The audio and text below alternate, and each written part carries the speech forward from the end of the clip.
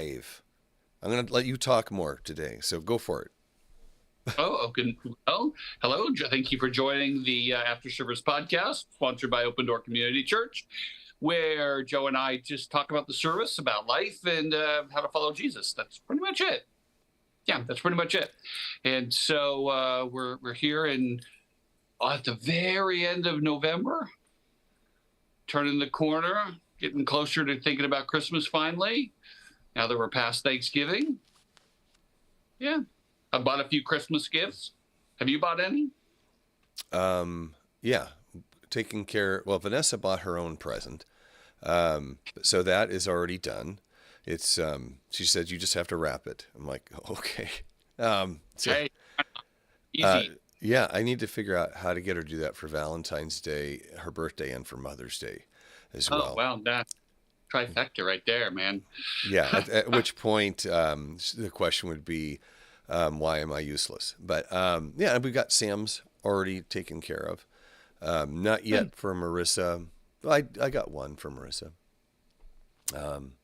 Yeah, so we're kind of on the road as far as that goes.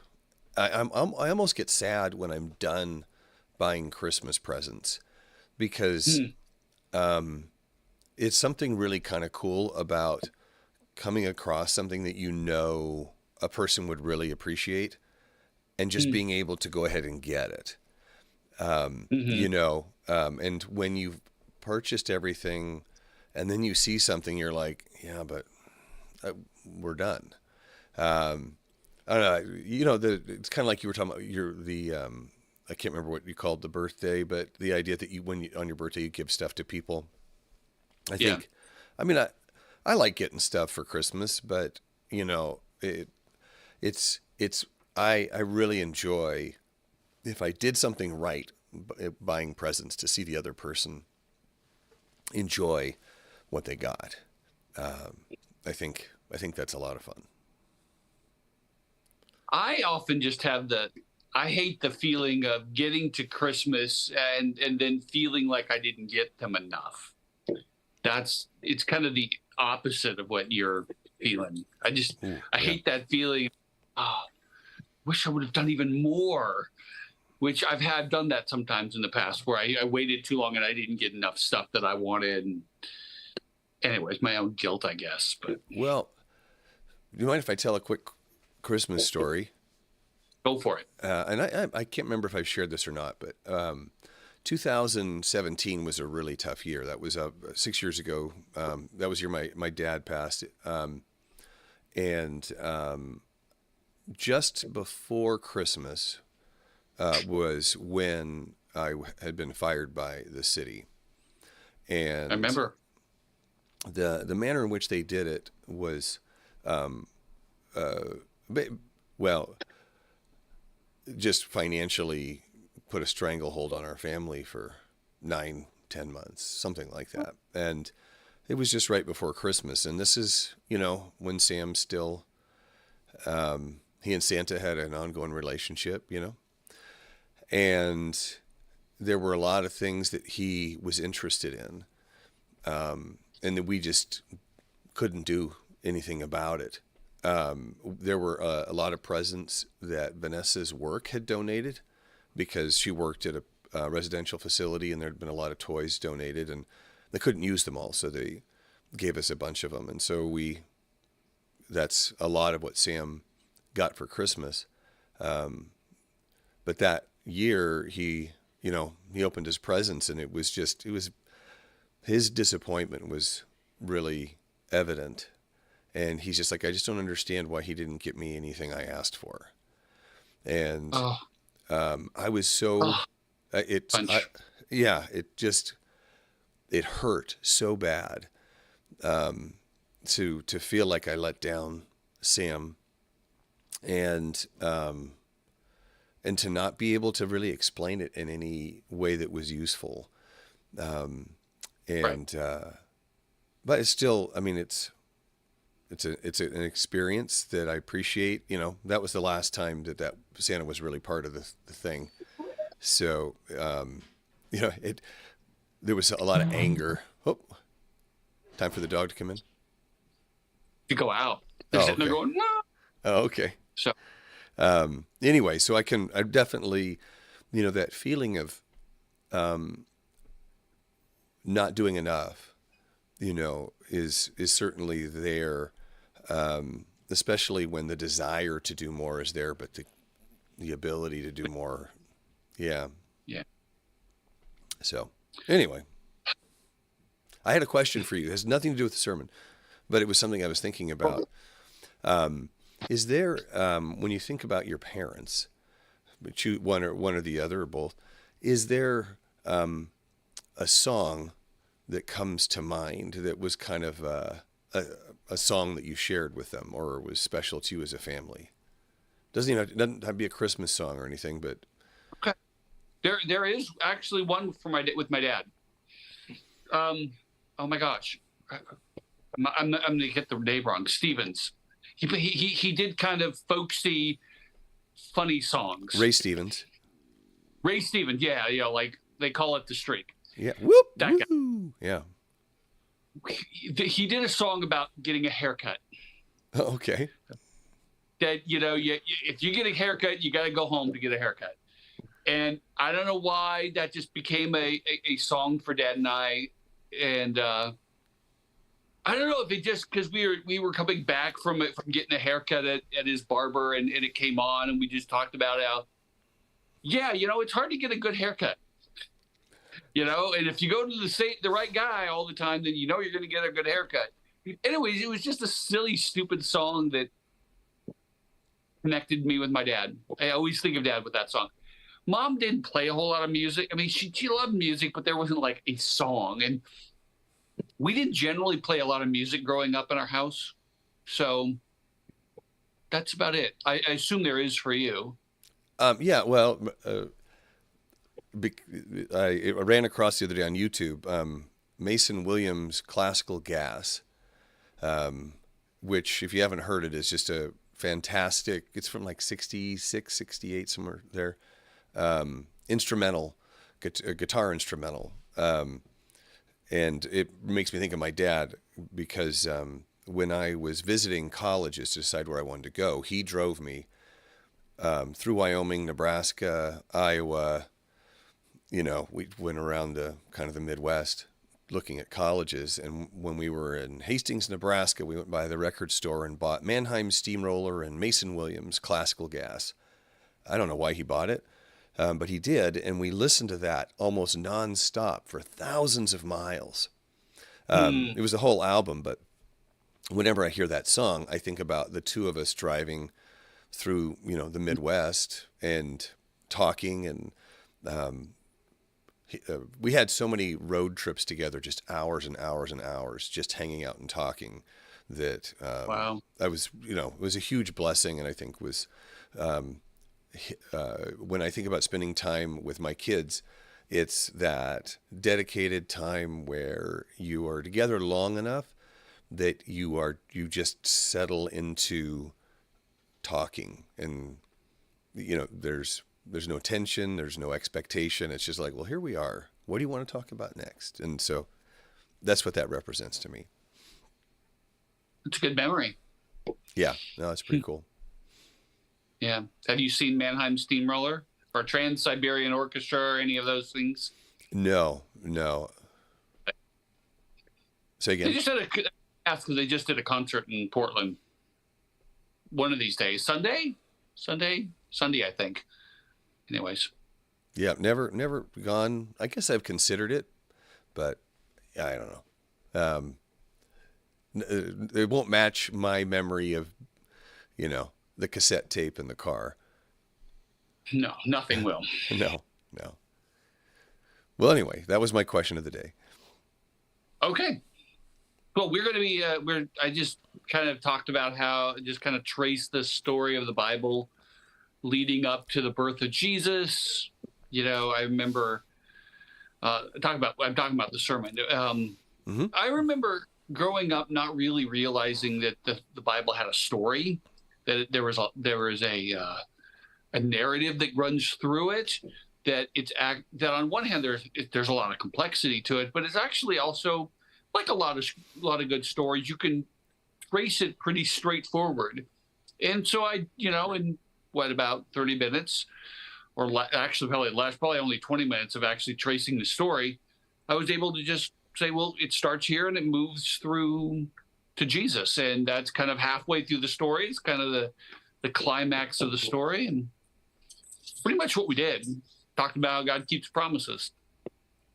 I love the fact that when you invest the time to read the Bible, how the narrative throughput will become evident even when you think there's nothing there.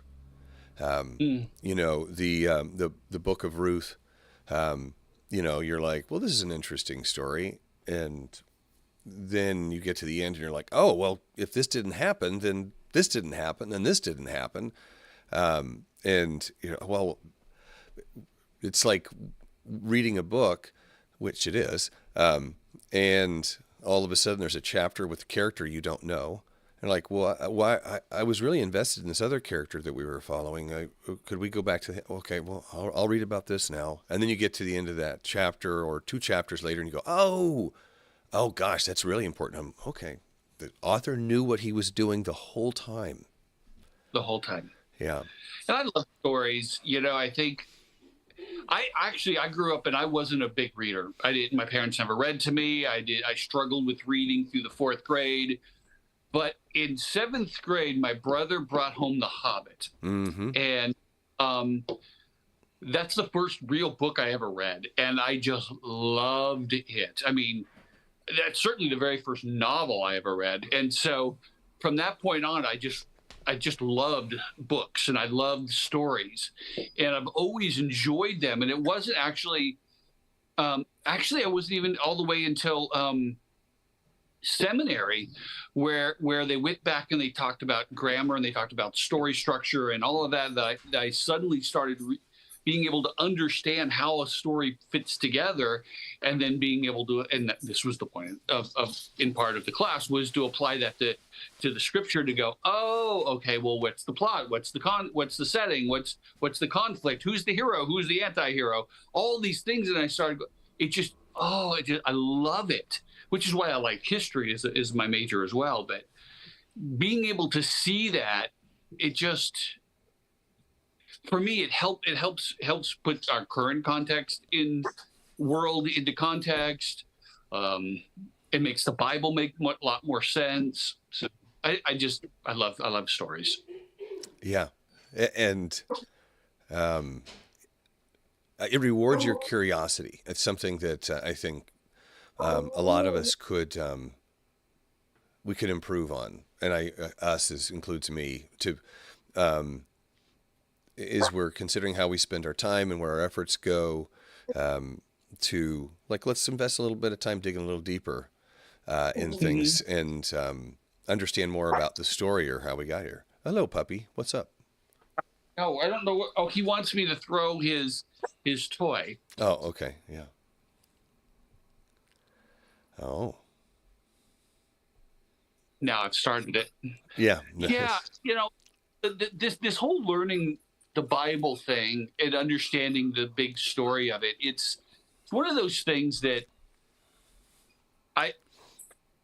I know that we know that it's enjoyable and it's fun and it'll help your faith, but I don't think people really get how much it really does. It certainly did for me.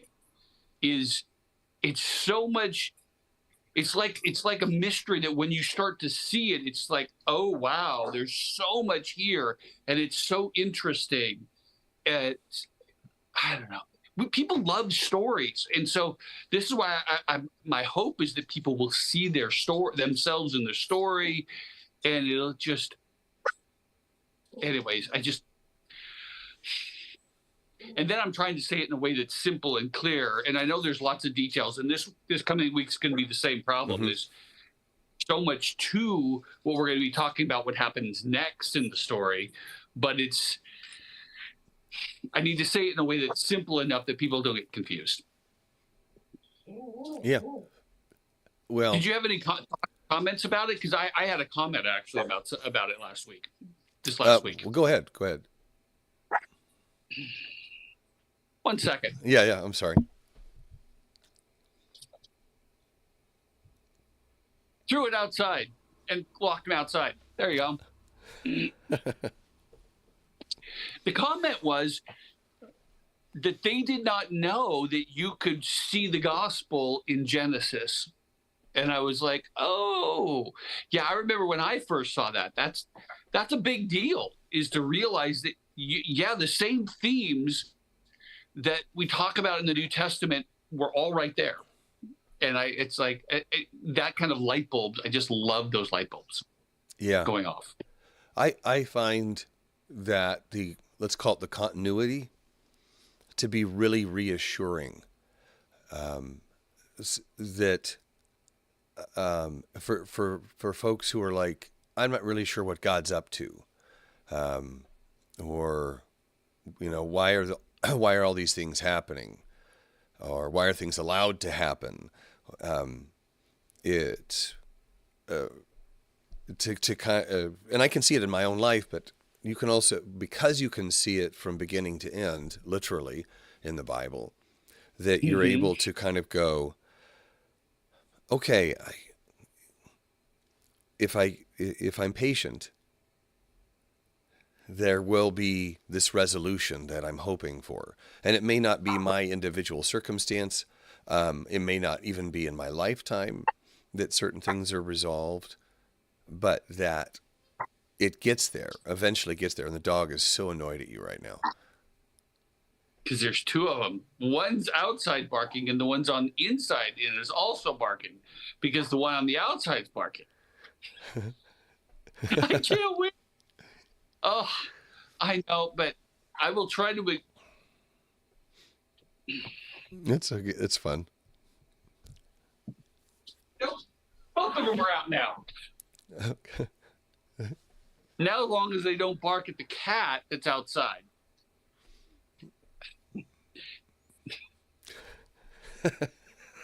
Distractions. Oh my goodness. Yeah. I don't know.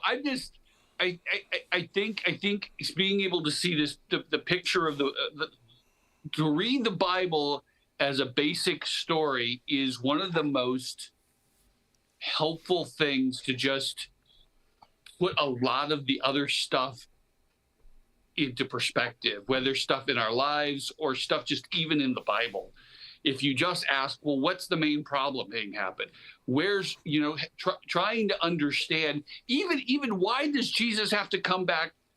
Why did he not do it all at once? Well, because there is a normal structure to how we tell stories, where there's a climax where the hero solves the problem. But after that, that's not usually the end of the story. After that, there's what's called a resolution, where all of the effects of what the hero did at the climax starts to work itself out, and then you finally have the epilogue. That's normal. We're in the resolution to the story at this point. That's just the way it works. It's the way most stories work. We're like, well, of course, it makes sense. Well, so what if Jesus did just, that was it, one and done, right at that point? Then I think about all the people that didn't have the opportunity. I mean, we have this the big grace period, it's gone on longer than maybe we anticipated, and there's still work to be done, and so we have the grace, been given the grace, His patience, to get our work done. It's I know it's kind of funny because grace period is something I think about, more like a business thing or a sales thing. But it's like, all right, guys. It's opportunity for people to get right with God while it's like, okay, I'm king, I'm in charge now. Okay. Now all you who are in rebellion with me, okay, do you want to get on the board or not? What do you want to do? And most people who have ever lived have lived since Jesus came. Almost a huge percentage of all human beings who have ever existed have all actually, even really since like the 1700s, 1800s, almost all humanity. There's such a small, we forget how tiny of a fraction of the number of people who actually lived in ancient times in the world. It's small. Yeah, It's the not. population boom with medical advancements, with agricultural revolution, industrial Oh, revolution, it's allowed us to our population to just explode. And yeah, yeah, yeah. If you draw it, it goes like this, and then straight up. yeah, Since about, but interestingly, and I don't know what to think about that. Maybe this might mean nothing, but we're just talking. Is like it's interesting in the last couple of decades, it's starting to actually slow down. kind of taper. Yeah, because there's a lot of countries who are actually going to go backwards in terms of population. Most countries in the world, there's only a couple of them that are not, which is interesting because people aren't having kids anymore, which is a whole nother discussion. But Yeah, oh, I know, why? because I'm like, yeah, trying not to lean into that question because that's not my area of study. Even But if it's just because it's economically difficult or people just don't want to get married anymore or whatever it is. Yeah, yeah. There's been a massive decline. Demographics is a fascinating subject, but if not that this is an argument for why Jesus is going to come back, but it is interesting if that's the narrative, if that's the reason why is that he's delayed so that the bulk of humanity has an opportunity to come to be in a right relationship with him. If that's why he's delaying and he's close, then he doesn't need more people born. So people are going to stop being born. It's done. yeah, I mean, that's a good argument, but it isn't. Like, maybe there's a lot of reasons to believe that Jesus is coming back soon. I tend not to like look for reasons, but I tend to think of why or why not I look forward to it. And I think, well, I do look forward to it, but the why I look forward to it is probably because the turmoil, the anxiety, the dogs, You still can hear them? yeah, but the just the longing for peace that I know that it ultimately brings, and the worry that I have for my family and for the people I care for, the world in general, that a person gets to rest when Christ is here. Well, in next week we're going to be talking about a little bit of an outline of what's going to happen from here going forward, just basic outline, and then 2 weeks from now we're going to talk about what is it going to be so good, which is what you love to focus on, which is great. It's more of what we do need to be focusing on rather than a timeline. But yeah, people really spend a lot of time trying to figure out the order of things and is he close or not, and it's like that's a whole topic. We can talk about that next week. Why do you think people spend so much time trying to figure out the order of events? Is where they have the paper in one hand and a Bible in another, and they try to figure it out. But that's what we're going to be talking about next week. I'm very interested in that topic because it's something that I'm not interested in generally. You know what I mean? It's not something that I find myself focusing on. However, I do see how that applies to other things in my life. It does. where Which I was interested in that. Why do you think it apply? How does it apply to other things in your life? no, I How does it mean apply? that fixation, that desire to have the most complete understanding possible. It is, and obviously we'll talk about it more, but there, hey, like basketball or something like that. Oh, I really need to understand how all this information leads to this, and how can I project what it's going to look like at this point in time if the following things fall into place. And so I mean, we'll talk about it more next week, but I think a lot of it is having no control and thinking that if I have more information, that gives me some modicum of control. Wow, that probably is true. Which is all just a lie. Oh, I know. And I'll explain more about, I'll give you my analogy next week, and it will be, I hope it's interesting for people, but it's a recent experience that I've had that was all this effort and preparation leading to not, like, Sounds common. huh? Sounds very common. Oh yeah. Well, I think it's, yeah, for all of us. Well, we're going to have to get back on this topic next week. Yeah, I'm looking forward to it. It'll be fun. All right. Thanks for joining us. Hey, see you guys Sunday or next week. Take care. Take care, guys.